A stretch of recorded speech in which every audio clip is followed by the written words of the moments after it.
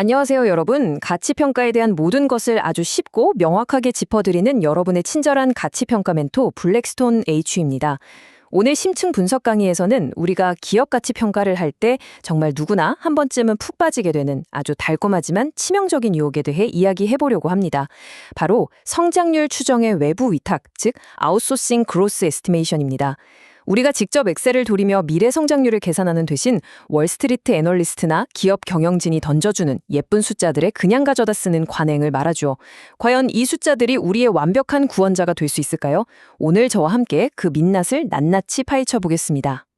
오늘 우리가 함께 살펴볼 목차를 빠르게 짚고 넘어가 볼까요? 1장, 외부 위탁의 유혹부터 시작해서 애널리스트와 경영진의 예측이 가진 한계를 들여다보고 마지막으로 어떻게 가중치를 부여해야 할지까지 쭉 이어서 살펴보겠습니다. 자, 그럼 1장, 외부 위탁의 유혹입니다. 본격적으로 시작해보죠. 솔직히 가치평가라는 게 진짜 고된 작업이잖아요. 수많은 데이터를 모으고 변수를 조정하다 보면 어느 순간 이런 생각이 듭니다. 그냥 똑똑한 월가 전문가들이 이미 다 분석해놓은 성장률 수치를 복사해서 내 모델에 붙여넣기 할까? 하는 유혹 말이죠. 우리는 흔히 그들이 전문가니까 나보다 기업을 훨씬 잘할 거라고 굳게 믿어버립니다. 게다가 나중에 내 가치평가 결과가 좀 틀려도 애널리스트 컨센서스가 틀렸던 거야 하면서 은근슬쩍 책임을 떠넘기기도 좋거든요. 그런데 말입니다. 과연 그 전문가들의 예측이 시장에 있는 모든 기업에 공평하게 쏟아지고 있을까요? 안타깝게도 현실은 전혀 다릅니다. 아주 직관적으로 한번 생각해 볼까요? 거대한 시가총액을 자랑하는 애플 같은 기업 주변에는 수백 명의 애널리스트들이 마치 파파라치처럼 진을 치고 실시간으로 분석을 쏟아냅니다. 반면에 여러분 동네에 막 상장된 아주 작은 스타트업은 어떨까요? 분석 리포트를 쓰는 애널리스트가 단 한 명도 없을 확률이 굉장히 높습니다. 애널리스트들의 관심은 기본적으로 시가총액이 크고 기관 투자자 지분율이 높으며 주식 거래량이 빵빵 터지는 유동성 높은 종목에 쏠릴 수밖에 없거든요. 그러니까 우리가 분석하려는 회사가 덩치가 작다면 애초에 가져다 쓸 신뢰할 만한 외부 데이터 자체가 아예 존재하지 않을 수도 있다는 겁니다. 이어서 2장, 애널리스트는 완벽할까? 그들이 도대체 어떤 정보를 보고 예측하는지 알아보겠습니다. 대형주를 다루는 전문가들은 확실히 우리가 책상에 앉아 보는 것보다 훨씬 많은 패를 쥐고 있습니다. 이들은 단순히 과거 재무제표만 보는 게 아니에요. 실적 발표 직후에 따끈따끈한 추가 정보, 금리나 인플레이션 같은 최신 거시경제 데이터, 경쟁사들의 가격 정책 변화까지 실시간으로 반영하죠. 게다가 규제 테두리 안에서 대중이 잘 모르는 비공개 기업 정보의 힌트를 얻어내기도 합니다.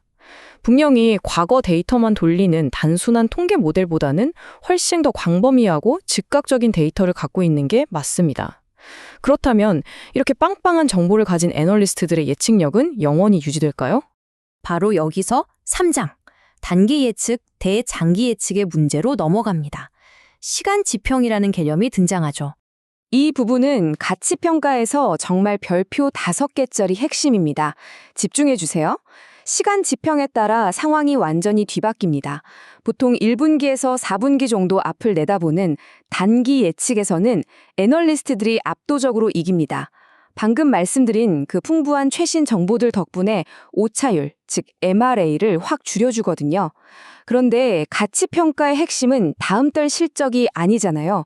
우리는 3년, 5년, 그 이상의 장기적인 성장을 봐야 합니다. 놀랍게도 이 3년 이상의 장기적 예측으로 넘어가면 애널리스트들의 뛰어난 예측력은 흔적도 없이 사라져버립니다. 심지어 단순 무식한 과거 시계열 모델보다 성적이 더 나쁘게 나올 때도 많죠. 그러니까 장기적인 그림을 그려야 하는 가치평가에서 단기에 특화된 애널리스트의 숫자만 맹신하는 건 정말 엄청난 함정으로 걸어 들어가는 꼴입니다. 그리고 여러분 혹시 이 부분 생각해 보셨나요? 의외로 많은 분들이 이 기술적인 디테일에서 삐끗하십니다. 우리가 애널리스트 리포트에서 흔히 보는 성장률은 거의 다 주당 순이익, 그러니까 EPS입니다. 그런데 우리가 흔히 쓰는 DCF 모델 같은 걸 돌릴 때 진짜 필요한 건 뭔가요? 바로 영업이익이나 매출의 성장률이잖아요. 여기서 중요한 건 EPS 성장률과 영업이익 성장률은 절대 똑같이 움직이지 않는다는 사실입니다. 자본 구조가 바뀌거나 세금이 변하면 둘의 궤적은 완전히 달라지거든요.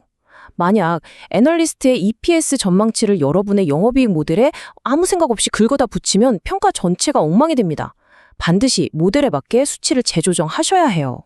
4장입니다. 전망치, 가중치 부여. 그럼 그 숫자들을 어떻게 현명하게 활용해야 할까요? 무작정 남의 숫자를 받아들이는 대신 이제 우리는 능동적으로 가중치를 매겨야 합니다. 일단 기업의 아주 큰 구조조정 같은 최근 이벤트가 있었다면 애널리스트의 전망에 힘을 더 실어주는 게 맞습니다. 그리고 애널리스트 수가 많을수록 컨센서스가 더 탄탄해질 거라고 생각하기 쉽죠? 하지만 여기서 주의해야 할 맹점이 하나 있습니다. 바로 군집 행동, 즉 herd mentality입니다. 애널리스트들도 서로 눈치를 보며 남들과 비슷한 숫자를 내놓는 경향이 있거든요. 그래서 단순히 몇 명이 예측했냐보다 그 길 사이의 의견 불일치 정도, 즉 표준 편차를 살펴보는 게 훨씬 중요합니다. 전문가들끼리도 의견이 극명하게 갈린다면 그건 그 기업의 리스크가 그만큼 크다는 아주 훌륭한 신호가 됩니다. 물론 과거의 정확도가 유독 높았던 우수한 애널리스트의 숫자라면 가중치를 좀 더 주는 센스도 필요하겠죠. 다음은 5장, 경영진의 예상치 평가입니다. 회사 내무자들의 예측은 믿을만 할까요? 애널리스트 커버리지가 아예 없는 소형주나 비상장 기업을 평가할 때 우리는 자연스럽게 기업의 경영진이 던져주는 가이던스에 의존하게 됩니다. 여기서 아주 흥미로운 허튼, 리, 슈의 연구를 하나 소개해 드릴게요. 경영진과 애널리스트는 각자 잘하는 분야가 확실히 다릅니다. 당연히 경영진은 자기 집 안방 사정, 그러니까 언제 투자를 지평하고 내부 비용이 어떻게 돌아가는지는 기가 막히게 잘 압니다. 반면에 애널리스트들은 금리나 환율 같은 창밖의 날씨, 즉 거시경제 변수에 훨씬 빠삭하죠. 하지만 이 둘에게도 슬픈 공통점이 하나 있습니다. 시간이 좀만 길어져도 둘 다 장기 예측은 지독하게 못한다는 겁니다. 특히 경영진의 숫자를 받아들일 때 여러분이 절대 잊어선 안 될 단어가 하나 있습니다. 바로 엄청난 편향, 그중에서도 턴어라운드 편향입니다. 최근 몇 년간 실적이 바닥을 기고 있는 회사의 경영진을 만나보면 10중 8구 이렇게 말합니다. 내년부터는 진짜 다릅니다. 극적인 턴어라운드가 시작될 겁니다. 경영진은 어떻게든 시장의 기대치를 끌어올리고 주가를 방어하고 싶은 강한 열망이 있거든요. 그러니까 여러분은 그들이 제시하는 화려한 매출이나 이익 목표치를 볼 때 고지곳대로 믿으시면 안 됩니다. 반드시 강력한 비판적 필터를 끼고 보셔야 해요. 어느덧 마지막 6장이네요. 요약 및 생각해볼 문제입니다. 자, 오늘 배운 걸 종합해볼까요? 남의 숫자를 참고하는 건 가치평가의 출발선일 뿐 절대 결승선이 될 수 없습니다. 그래서 마지막으로 여러분께 아주 도발적인 질문을 하나 던지고 싶습니다. 우리가 그토록 믿고 싶어 했던 월가 애널리스트들도 회사 내부 사정을 꿰뚫고 있다는 경영진도 모두 엄청난 편향을 가지고 있고 심지어 5년 이상의 장기 예측은 다 틀린다면 도대체 진정한 분석가는 기업 가치의 핵심인 연구 가치, 터미널 밸류를 구할 때 누구의 숫자를 믿고 가정을 세워야 할까요? 정답은 오직 하나입니다. 여러분 스스로의 분석 능력을 믿어라. 과거의 펀더멘털 데이터, 경영진의 가이던스, 그리고 애널리스트 컨센서스를 모두 모아 교차 검증하세요. 군중을 무작정 따라가지 말고 그 장밋빛 전망치와 실제 펀더멘털 사이에 존재하는 엇갈리는 틈, 바로 그 간극을 날카롭게 찾아내는 것이야말로 성공적인 가치 평가를 향한 진정 비밀 열쇠입니다. 여러분 모두가 남의 숫자에 흔들리지 않는 단단한 분석가가 되시길 응원합니다. 지금까지 여러분의 멘토 블랙스톤 H였습니다. 시청해주셔서 감사합니다.